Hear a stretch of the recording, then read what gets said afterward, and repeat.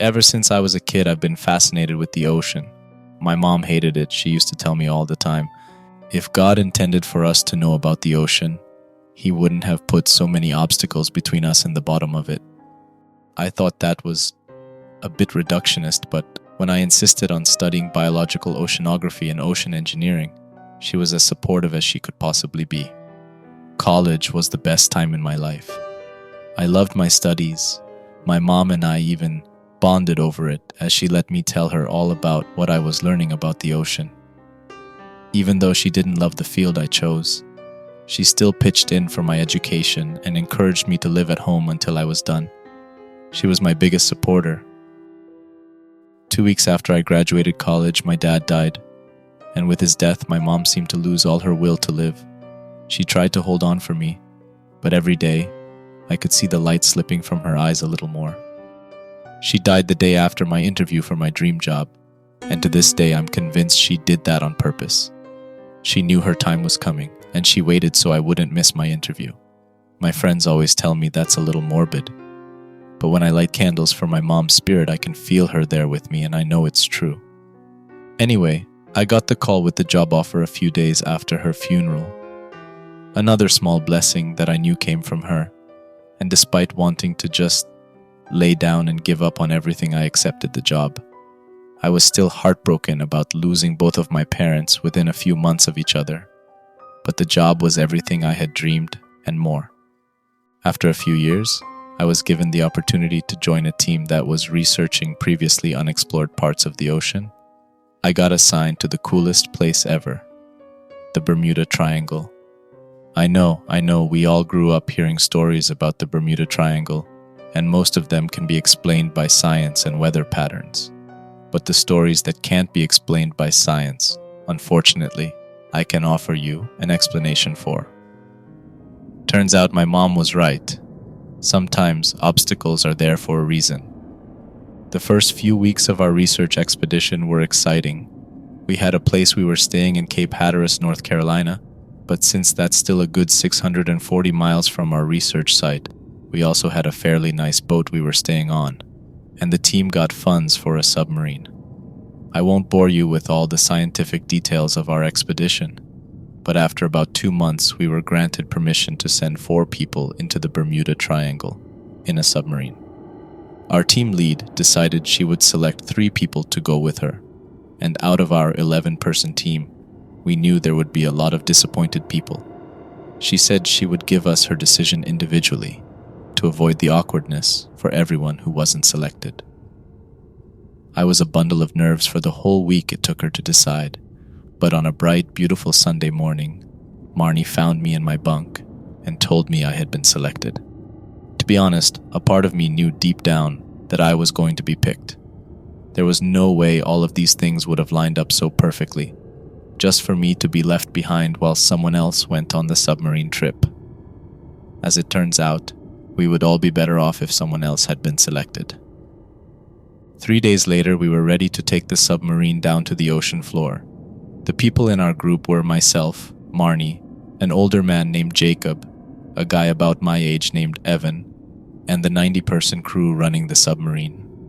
We all had our hopes for what we would discover, but I think everyone was just elated to be a part of something so big.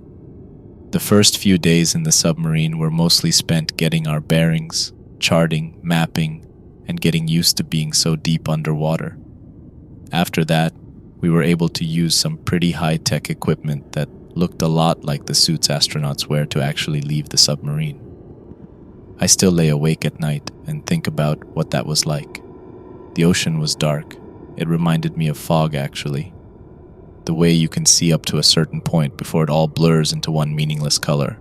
Only instead of fog, we were in an inky darkness all the time. I could see a few feet in front of me at any given moment.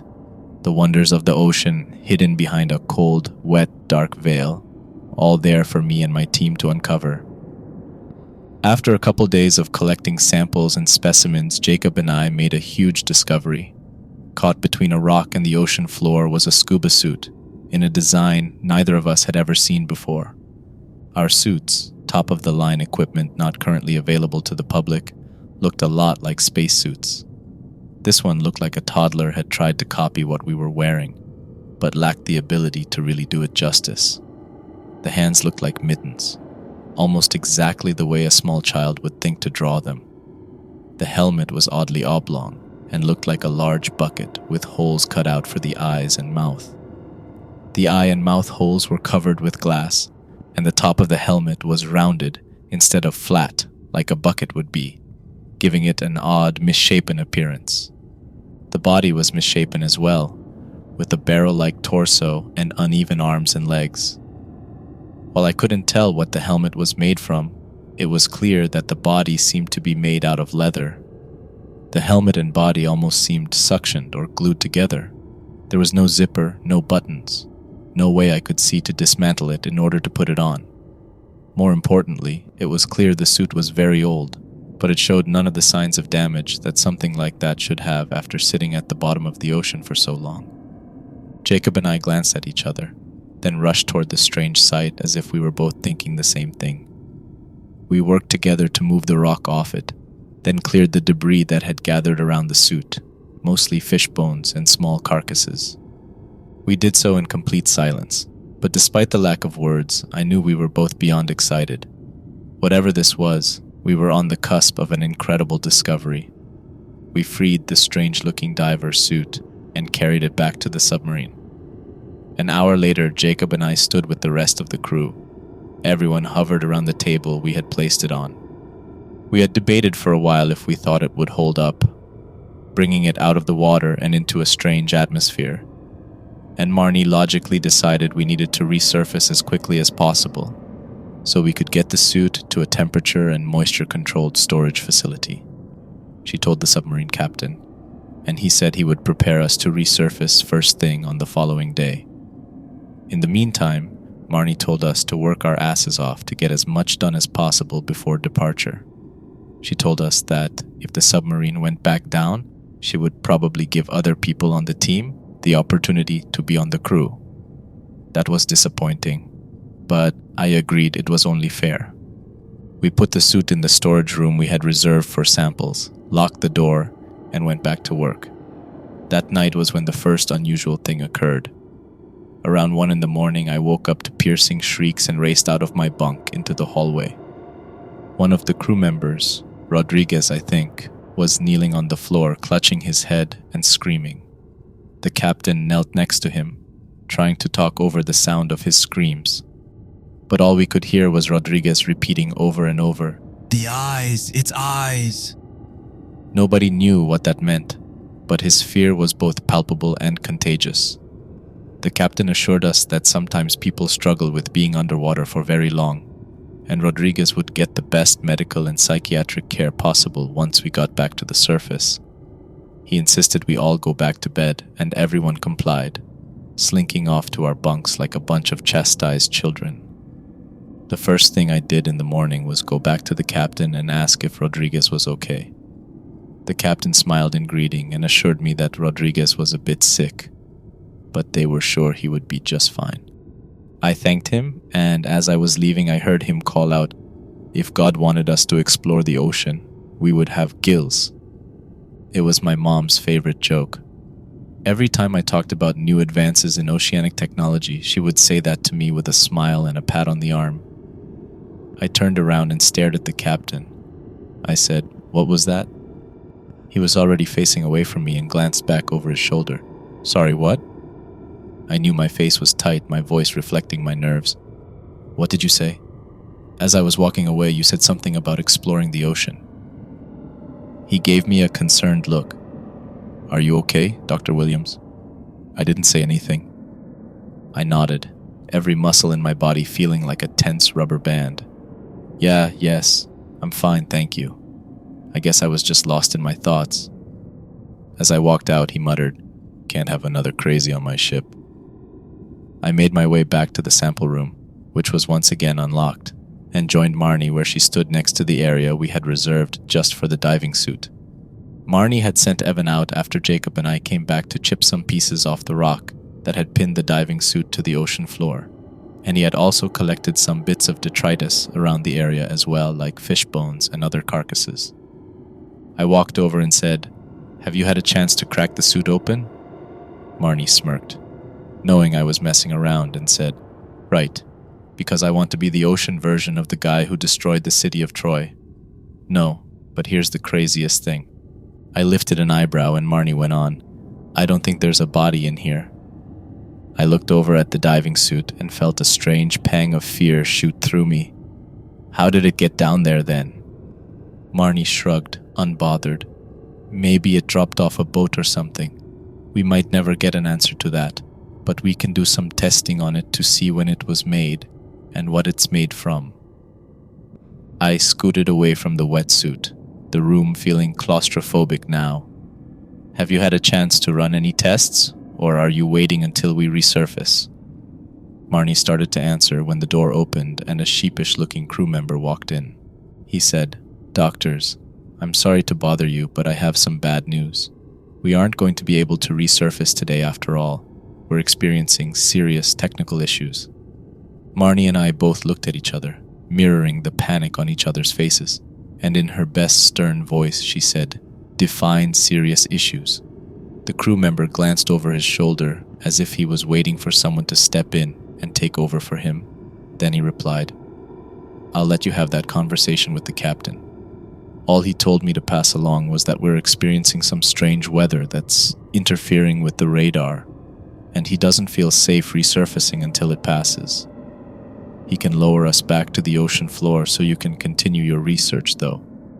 Marnie sighed and passed a hand over her face, looking weary. Yes, tell him that would be good, and please update us at your earliest convenience. She stressed the word earliest with a look on her face that always made lab assistants duck their heads and promise to do whatever she asked. The crew member was no different, and he turned to flee quickly.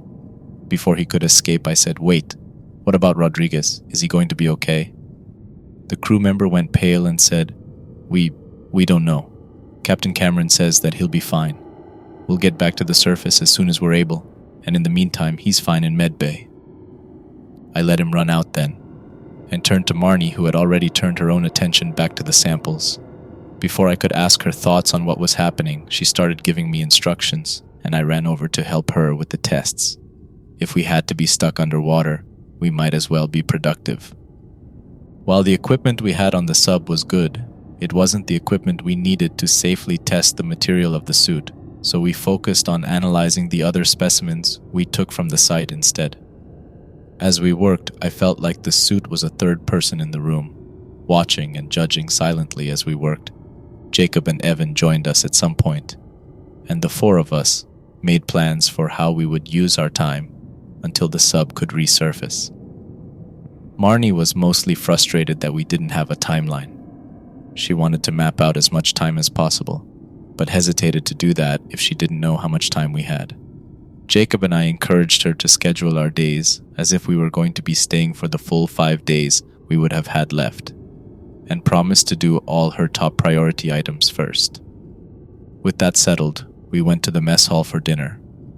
When we got there, I noticed that there seemed to be fewer people than usual. Rodriguez was missing, obviously, but I also noticed one of the female crew members I had started bonding with was gone too. I grabbed my food and sat down across from someone I had seen talking with her before. I smiled and said, Hi, I'm Mara Williams, one of the researchers. Do you know where Claire Mason is? The crew member, I thought his name was Reynolds, gave me a weird look, then shook his head, stood, and left his half-eaten tray of food where it was. I watched Reynolds walk away, feeling equal parts confused and irritated. A few minutes later, Marnie walked over and grabbed my arm. In a harsh whisper, she said, You need to come with me. I stepped out into the hallway, feeling anxiety wringing my stomach like a dish rag. Marnie didn't say anything, but we walked down the hall until we reached sick bay.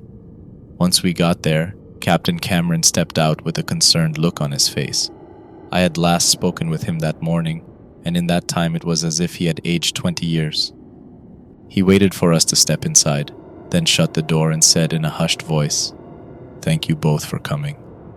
I'm sorry to be treating this so clandestine, but I have some concerns. I think you'll understand. He took a deep breath before continuing. We seem to be having a problem with psychosis on board. You both saw what happened with Rodriguez. In the last 24 hours, we've had 2 more crew members experience the same thing.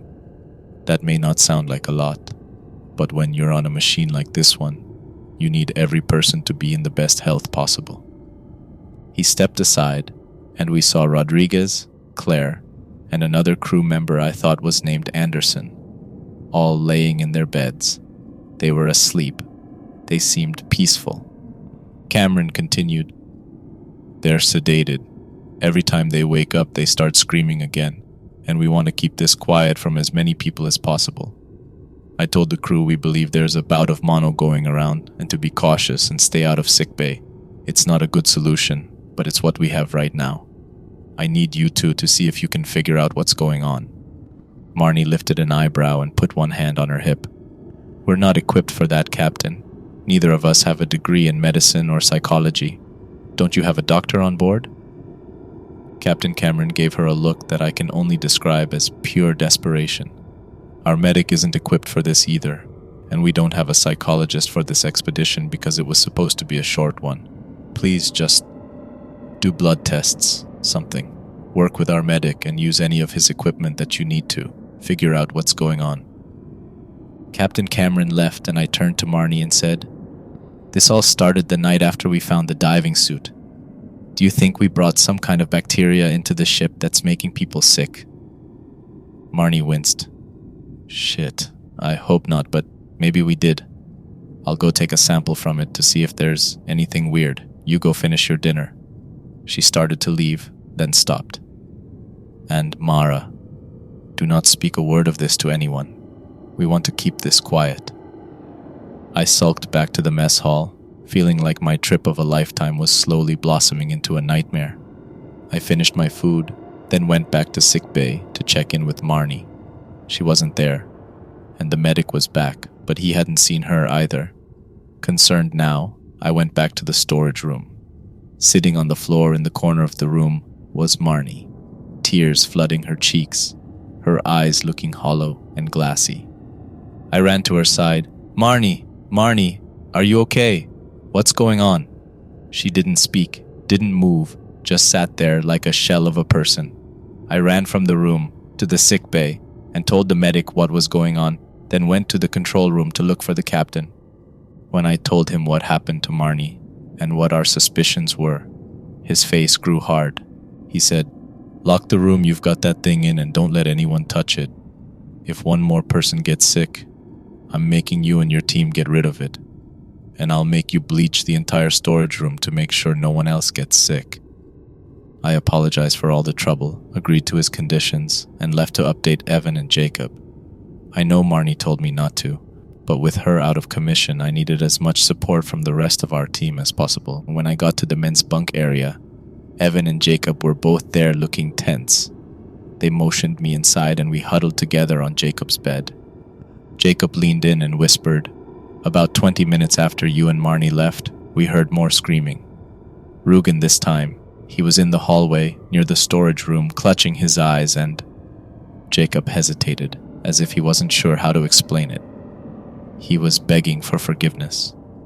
I don't know what about, or to whom, but he kept saying, "I didn't mean to. I'm sorry," over and over. Evan took in a shaky breath and said, "We tried to help, but the person you were sitting with before Marnie grabbed you, I think his name is Reynolds. He pushed us away and told us not to say anything." My mind reeled. It seemed like something about the suit really was making people sick. Maybe Rugen had gone into the storage room for some reason. Or maybe, an even worse thought, the bacteria on the suit that was causing this had migrated from the storage room somehow. An image popped into my head of invisible bacteria crawling along the floor, lit by a black light showing it moving in waves towards new victims. I looked up at my 2 teammates and said, "Cameron, Marnie, and I think the diving suit we found might have something to do with all this, like maybe there's some kind of bacteria on it causing all this. And with Marnie in sick bay now too, I think we may be right." We all stared at each other for a long time before Jacob said, "This is bad. Evan and I nodded our agreement. Then Evan asked, "Well, now what do we do? We can't get rid of the suit. Who knows what kind of discoveries we can make with it?" And he cast his face down. "And this discovery could put all of our names on the map, you know? We could be something." Jacob put a fatherly hand on Evan's arm. "Safety is far more important, Evan. Don't sacrifice lives to have your name on a plaque in some museum." He turned back to me and said, "I think we need to put the diving suit back in the ocean, Mara. Some things weren't meant to be found." I looked back and forth between Evan and Jacob, feeling the weight of being the tiebreaker resting on me like an anchor. Finally, I made the worst mistake of my life. I said, "I think we should try to stop whatever this is before we put the diving suit back. We came all this way, and I think it's what Marnie would want."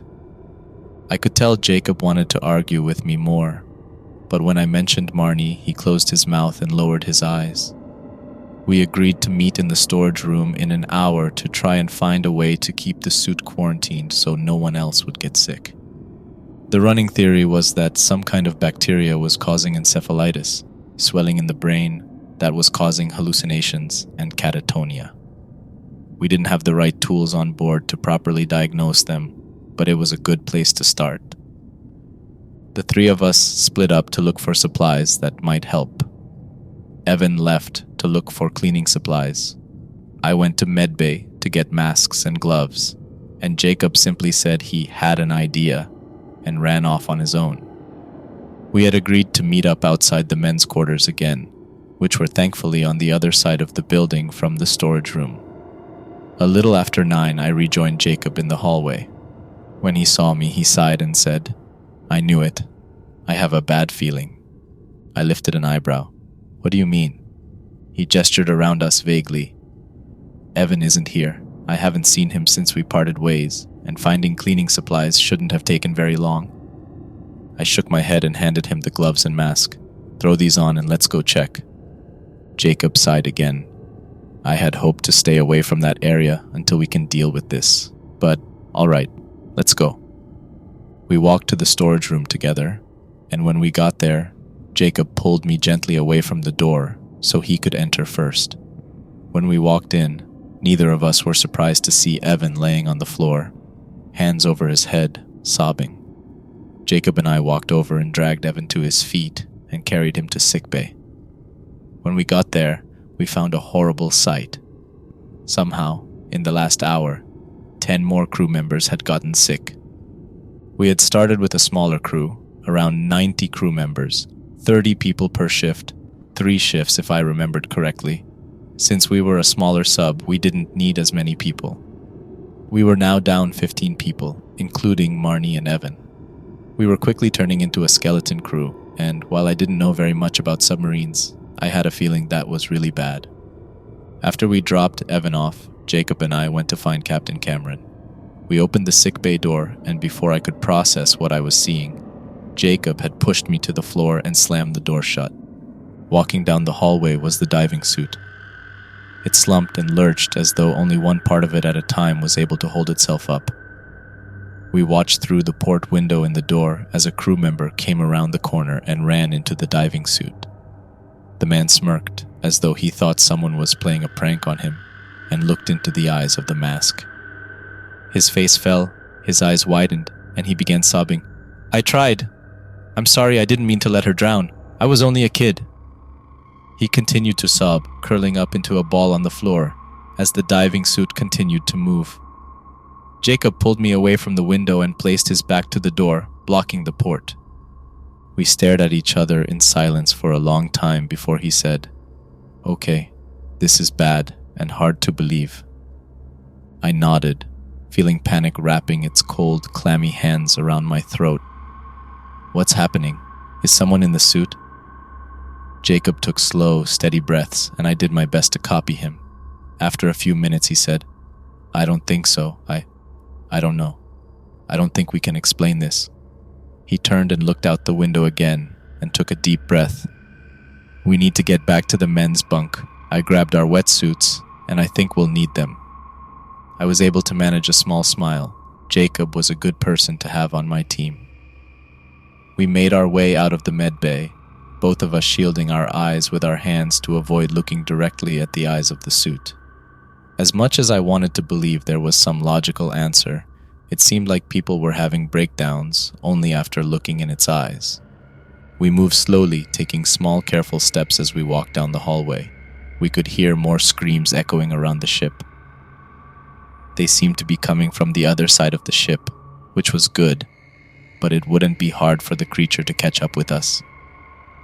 We finally got to the bunk room and Jacob threw the door open, both of us barreling inside quickly, and we collapsed to the floor in a relieved heap. Jacob was breathing heavily, his face red, and I was worried he might have a heart attack. I found a bottle of water and passed it to him, then waited for him to recover. Finally, his breathing steadied, and he nodded to me gratefully, then pointed across the room to where 3 diving suits sat on his bunk.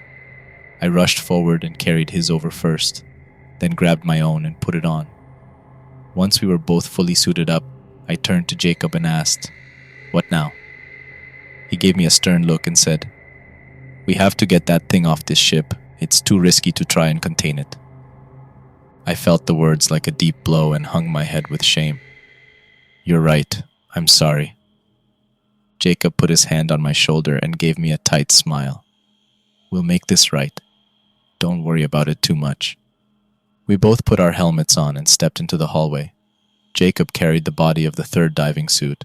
I carried the helmet, and we made our way towards the control room, hoping Captain Cameron would be in there. The plan was to find Captain Cameron and get the word out around the ship that the thing could only hurt you if you looked into its eyes. We still weren't entirely sure what happened if you looked at it, but what we had seen so far was disturbing enough that neither of us wanted to try. I followed Jacob through the ship as he led us away from the screams, taking a more circuitous route to the control room as we avoided the shambling creature. When we arrived at the control room, Captain Cameron beckoned us in with a relieved look on his face. There were 11 crew members crammed into the small control room, and once we joined them, we were officially at capacity. We handed Captain Cameron the diving suit and explained the plan. He nodded, looking grim, and said, "That's better than risking anyone else's safety. How about I lead the creature towards the exit hatch as a distraction? You two just get over there safely and wait. Novak will watch the cameras in there and release the hatch once you 3 and the creature are safely inside." He gave us a pitying look. "I wish I didn't have to put you 2 in so much danger, but I don't see another option."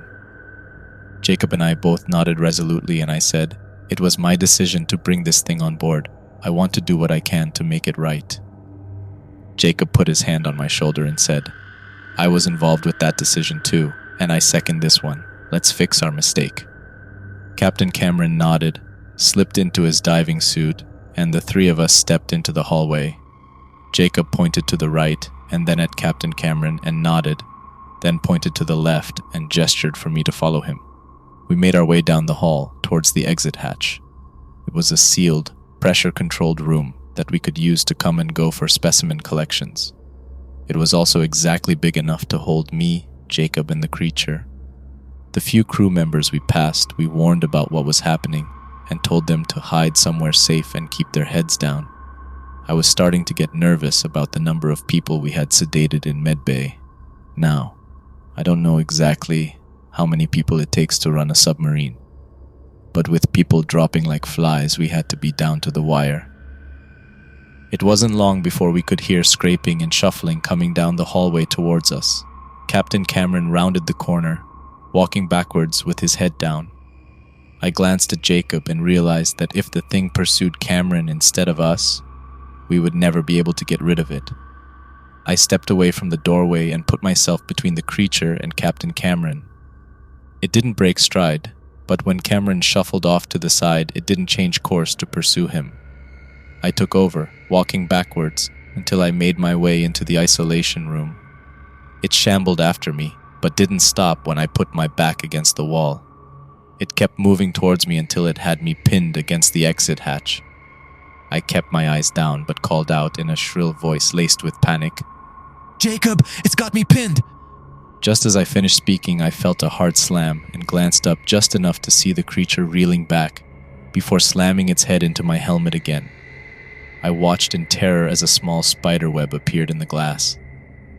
The creature put its hands on either side of the helmet to hold me in place, just as Jacob was able to open the hatch behind us. Water rushed in and the creature was sucked out into the inky blackness. I had been able to get a good look at its hands before it was sucked out, and my stomach sank with dread. I was almost certain the suit was stitched from human skin. Even with that fresh panic, I was thrilled. Gravity and physics took care of the problem for us. Then, a leathery hand reached back inside, wrapped itself around my ankle, and yanked me into the cold, dark ocean. Despite our depth, I could tell a storm was raging above us. The water would briefly light up with a lightning flash, revealing the tide battering everything in its path on the surface. I could only see the creature when the lightning would flash, but I could tell it was trying to get back to the submarine, with me in tow. I fought and kicked, trying to get away, but the grip it had on me was inhuman, making all my struggles to get away seem meaningless. I was about ready to give up hope when I saw something come down on the creature's hand. Jacob had found a large rock and brought it down on the wrist part of the suit. It weakened the thing's grip just enough for me to get away, and I crawled backwards. In the momentary flashes of light, I could see Jacob fighting to get away, and I began searching for a rock too. I could see the spider web in my helmet growing, and I knew it wouldn't be very long before the pressure would break through and drown me. I found a medium-sized rock and fought against the water pressure to lift it. At some point, Jacob got free from the creature and helped me lift the rock, and together we carried it to where the creature was pinned by the rocks Jacob had been able to grab. Struggling to free itself, we dropped the rock on its sternum as the lightning flashed, illuminating the thing's eyes. Just as I looked at them, instantly, I was transported somewhere else. It was a sunny day in November, unusually warm and bright, and I walked down a hospital hallway. I was moving slowly, even though the nurses had called to tell me to hurry. I had been scared. I knew my mom was close and I wasn't ready to say goodbye. I think part of me had hoped that if I never got to the room, I would never have to see her die. In a sense, I was right. I didn't have to watch her die because she had already passed when I got to the room. The nurse said if I had only been 1 minute earlier, I might have been able to say goodbye. In the memory, I sank to my knees in the doorway of my mom's room and began weeping. I felt a hand on my shoulder and turned around, expecting to see a doctor, but instead I found myself looking right into the face of the diving suit. When we made eye contact, I was plunged again into a memory. This time I found myself kneeling at my dad's graveside as my mom sobbed beside me. It was the moment I had known I would lose my mom as well. One of the most painful days of my life. Again, I felt a hand on my shoulder, but this time I looked down, saw the human leather glove, and closed my eyes tight. I felt the creature turn me around, could feel its face inches from mine, but I refused to open my eyes. I could feel its rage radiating out from it as the hands moved from my shoulders to my sternum and began tearing my chest cavity open. The fingers sank into the soft skin and tissue between my breasts, biting through the meat of my flesh and wrapping around my bones. I could feel my rib cage bending and instinctively opened my eyes as I screamed. I was instantly plunged into another memory, this one from the time I had dealt with a stalker in college. But this time I was ready, and as soon as I felt the creature's hand on my shoulder, I bolted. I ran through the hallways of my old college, until it faced into the green and gray of the cemetery my parents were buried in. I forced myself not to falter as I ran past my crying mother, the creature still shambling after me. The cemetery faded until it was replaced by the hospital, and I continued to run despite the burn in my chest and arms. I reminded myself it was a dream, a hallucination, but the terror remained. After what felt like years, the hallway faded into black, and I woke up. When I woke, I was in a regular hospital bed. Marnie was in the bed next to me, the curtain between us pulled back. Her face looked drawn and tired, older than I remembered. I took a moment to get my bearings, then pressed the call button for a nurse. A nurse wearing light purple scrubs walked in and lifted her eyebrows in surprise when she saw me. She said, "Oh my God, you're awake. This is incredible. Let me call your doctor." She rushed over and did something on the computer next to me, took my vitals, then ran from the room. She entered a few minutes later with the doctor in tow. They fussed over me for a while and gave me a little information, but I got the real story from Captain Cameron when he arrived. Captain Cameron, or Nate as he told me to call him, told me what had happened. He said that Jacob and I had just managed to pin the creature when I had fallen to my knees and begun sobbing. Jacob carried me back to the submarine and put me in the isolation chamber. When they opened it, I was there and catatonic, but Jacob wasn't. They weren't sure exactly what happened to him. They think he got grabbed by the creature, or maybe it was starting to get free and he ran back to stop it. Either way, Jacob had sacrificed his life to save mine. They hadn't been able to recover him. As soon as the creature was securely trapped, the storm had calmed, and what was left of the crew had taken the submarine back to the surface. It was a hard journey. Apparently the storm had been a rough one, and on a skeleton crew it was extra hard. Apparently by the time we had gotten the creature off the ship, a total of 41 crewmates had been affected by it. Those of us who had been affected by the creature were taken to the hospital, and according to Nate, only a few of us woke up. I was among the first group to wake up, and even now, almost 6 years later, 8 of those people are still catatonic. I take responsibility for every single one of them. Marnie woke up eventually, and even though she said she didn't blame me for what happened, I was still removed from her team. That's okay. I'm not as interested in the ocean as I used to be. It turns out the ocean hides some secrets for a reason.